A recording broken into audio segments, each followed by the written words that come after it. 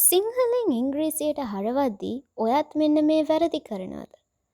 මට පරක්කු වෙනවා. I'm getting late. I'm getting late කිව්වොත් වැරදි. I'm running late තමයි හරිම විදිය. ඊළඟ එක. මගේ ඔළුව කන්න එපා. Don't eat my head. එහෙම කියන්නේ නැහැ. ඒක කෙලින්ම සිංහලෙන් ඉංග්‍රීසියට translate කරලා. ඒක වැරදි. Stop bothering me කියලා තමයි අපි කියන්නේ. Stop bothering me කියන එකේ තේරුමක් තමයි මට කරදර කරන්න එපා. මගේ ඔළුව කන්න එපා කියලා කියන්නේත් මට කරදර කරන්න එපා කියන එකම තමයි. එතකොට stop bothering me කියන එක තමයි හරිම විදිය මෙන්න මේ වගේ දෙයක් අපිට ලොකු කරලා කියන්න ඕනේ නම්. මොකද don't eat my head කියන එක සම්පූර්ණයෙන්ම වැරදි. මම උඩ මහලට යනවා.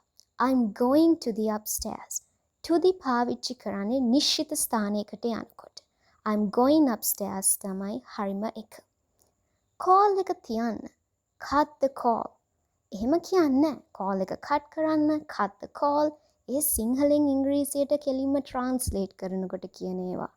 එතකොට හරිම විදියට කියන්නේ කොහොමද?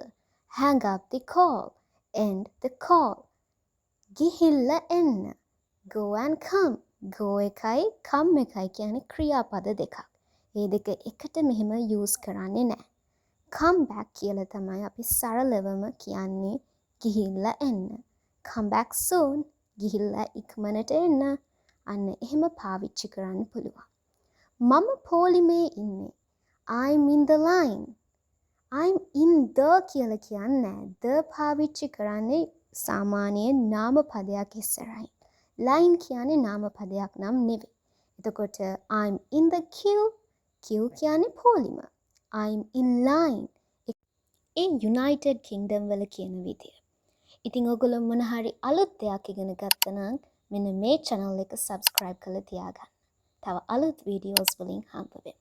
Subscribe to my channel.